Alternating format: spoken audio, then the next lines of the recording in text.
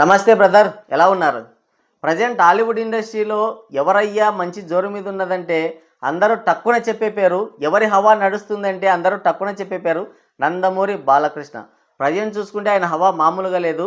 అసలు ఆయన ఏ క్షణాన ఏ ముహూర్తాన అన్స్టాపబుల్ షో చేశాడో కానీ ఇక అక్కడి నుంచి ఆయన అన్స్టాపబుల్గా కెరియర్లో దూసుకుపోతూనే ఉన్నాడు. బ్యాక్ టు బ్యాక్ 5 బ్లాక్ బస్టర్లు అందించాడు ఇండస్ట్రీకి. అఖండ సినిమా కంటే ముందు అన్స్టాపబుల్ షో చేయక ముందు ఆయన పరిస్థితి ఎలా ఉండేదంటే బ్యాక్ టు బ్యాక్ ఫ్లాప్స్తో కెరియర్లోనే ఎప్పుడు లేని విధంగా ఒక లోయెస్ట్ ఫేజ్ని ఫేస్ చేశాడు బాలకృష్ణ. అనేకమైన విమర్శలు, ఒక నెగిటివిటీ, ట్రోలింగ్ అయితే ఇక పీక్స్లో జరిగేది ఆయన పైన. అలాంటి స్టేజ్ నుంచి అఖండ సినిమాకి పాజిటివ్ టాక్ రాగానే మళ్ళీ బౌన్స్ బ్యాక్ అయ్యి బ్యాక్ టు బ్యాక్ 500 కోట్ల సినిమాలు, 5 బ్లాక్ బస్టర్లు అందించాడు సినిమా ఇండస్ట్రీకి. కెరియర్లోనే ఎప్పుడు లేని విధంగా ఒక హైయెస్ట్ ఫేజ్లో దూసుకుపోతున్నాడు బాలకృష్ణ. ప్రజెంట్ చూసుకుంటే ఆయన హవా మామూలుగా లేదు తెలుగు సినిమా ఇండస్ట్రీలో. ఆయన అంటే కుర్ర హీరోలకి సైతం గట్టిగా, అంటే కుర్ర హీరోలు కూడా ఆయన స్థాయిని అందుకోలేకపోతున్నారు. ఆ స్పీడుని, ఆ స్టార్డమ్ని, ఆ సినిమాల బ్లాక్ బస్టర్స్ని, ఆ విజయాల్ని ఎవరు అందుకోలేకపోతున్నారు. అలాగే కుర్ర దర్శకులందరూ కూడా, అంటే యువ దర్శకులందరూ కూడా ఆయనకి కథలు వినిపించి ఆయన డేట్ల కోసం పడిగాపులు గాయాల్సిన పరిస్థితి ఏర్పడింది. అంటే బాలయ్య ఎక్కడి నుంచి మళ్ళీ ఎక్కడికి వచ్చాడో ఒకసారి ఆలోచించండి. అసలు ఆయన సినిమా అంటేనే ట్రోలింగ్ చేసేవాళ్ళు, ఆయన సినిమా అంటేనే ఎన్నో విమర్శలు. మొన్న అఖండ 2 విషయంలో ఏం జరిగిందో మనం అందరం చూసాం.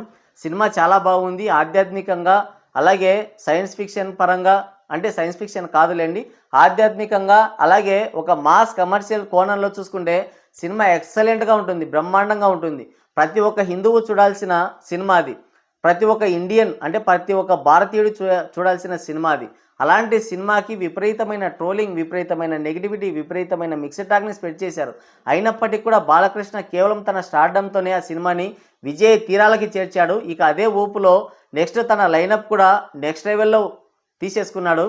గోపిచంద్ మల్లేని డైరెక్షన్లో ఆయన ఒక సినిమా చేయబోతున్నాడు. తర్వాత కొట్టాల శివ డైరెక్షన్లో, ఆ తర్వాత మలయాళ మార్కో మూవీ డైరెక్టర్ హనీఫ్ యాంటోనీనా, ఆయన పేరు అడోనీనా ఏదో ఉంది, ఆయనతో ఒక సినిమా చేయబోతున్నాడు. ఈ విధంగా చూసుకుంటే ఆయన లైనప్ కూడా నెక్స్ట్ లెవెల్లో ఉందన్నమాట.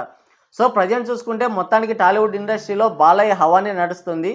అయితే ఒకవైపు బాలయ్య హవాతో నందమూరి ఫ్యాన్స్ అంతా ఫుల్ ఖుషీలో ఉంటే, ఇంకోవైపు మోక్షజ్ఞ ఎంట్రీ అనేది నందమూరి ఫ్యాన్స్కి తీరని శోకంలా మిగిలిపోయింది. ఆయనకి 32 ఏళ్ల వయసు దాటిపోతుంది.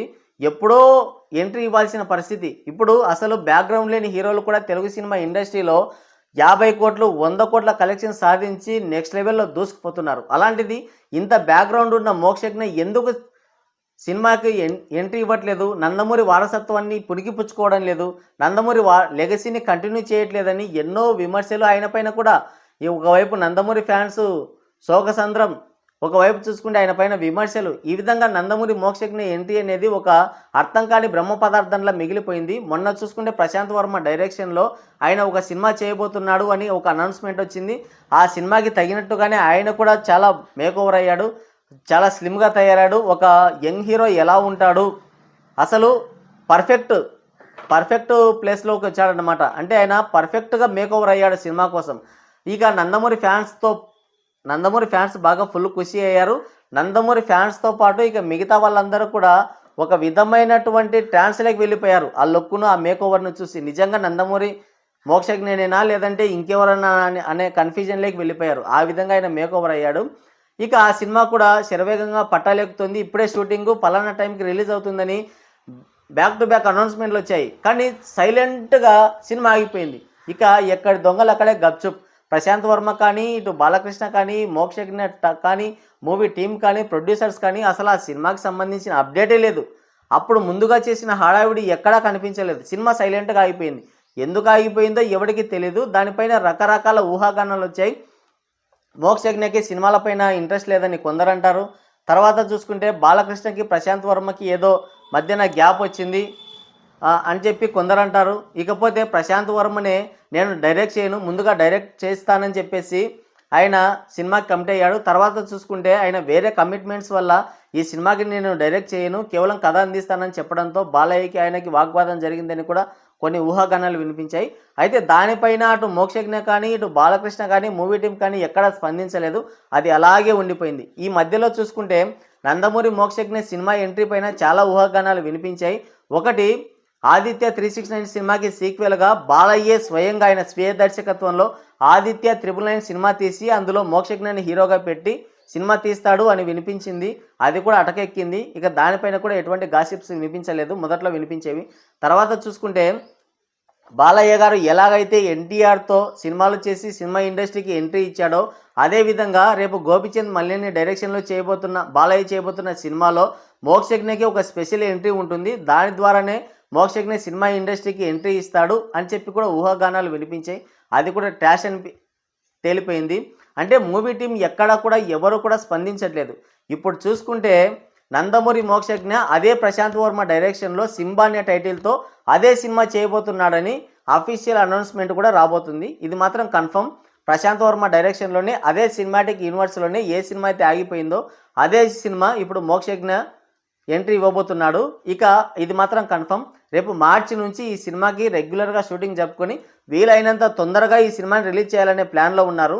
అయితే ఈ ప్రశాంత్ వర్మ సినిమాటిక్ యూనివర్స్లో భాగమైంది. అలాగే జానర్ కూడా ఒక డిఫరెంట్ జానర్ కాబట్టి ఖచ్చితంగా క్లిక్ అవుతుంది. దానికి తోడు నందమూరి ఫ్యాన్స్ హవా మామూలుగా ఉండదు. వాళ్ళ సినిమాలకి చేసే హడావిడి కావచ్చు, వాళ్ళ సినిమాలకు వచ్చే డే 1 కలెక్షన్స్ కావచ్చు నెక్స్ట్ లెవెల్లో ఉంటాయి. ఇక అదే సినిమాకి కనుక పాజిటివ్ టాక్ పడిందంటే మోక్షజ్ఞ ఎంట్రీ మాత్రం తెలుగు సినిమా ఇండస్ట్రీ చరిత్రలో ప్రత్యేకంగా నిలిచిపోతుంది. ఆ లెవెల్లో సినిమా అయితే హిట్ అవుతుంది పాజిటివ్ టాక్ పడిందంటే మాత్రం. సో మొత్తానికైతే మోక్షజ్ఞ చేయబోతున్న సినిమా సింబా ప్రశాంత్ వర్మ డైరెక్షన్లో ఈ సినిమా చేయబోతున్నాడు. ఇది కూడా ప్రశాంత్ వర్మ సినిమాటిక్ యూనివర్స్లో భాగంగానే ఉండబోతుంది. ఆల్రెడీ జై హనుమాన్ సినిమాతో ప్రశాంత్ వర్మ దీనికి రిషబ్ శెట్టితో ఆల్రెడీ గ్రీన్ సిగ్నల్ తెచ్చుకున్నాడు. ఆయన కూడా ఉంటున్నాడు సినిమాలో. ఈ సినిమాలో కూడా ఆయన కూడా ఒక స్పెషల్ రోల్ చేయబోతున్నాడని కూడా వినిపిస్తుంది. దీనిపైన అఫీషియల్ అనౌన్స్మెంట్ రావాలి. ఇదైతే confirm. Cinema Prashanth Varma direction, అలాగే ప్రశాంత్ వర్మ సినిమాటిక్ యూనివర్సిటీలో ఇది ఒక భాగం. సో మొత్తానికి రేపు మార్చిలో కానీ ఏప్రిల్లో కానీ ఈ సినిమాకి రెగ్యులర్ షూటింగ్ జరుపుకొని వీలైనంత తొందరగా మోక్షజ్ఞ డెబ్యూ ఇవ్వబోతున్నాడు. ఇదైతే కన్ఫర్మ్. మరి నందమూరి ఫ్యాన్స్ దీనిపైన ఎలా ఫీల్ అవుతారో తెలియదు. నందమూరి ఫ్యాన్స్ ఎవరైనా ఉంటే కింద కామెంట్ చేయండి.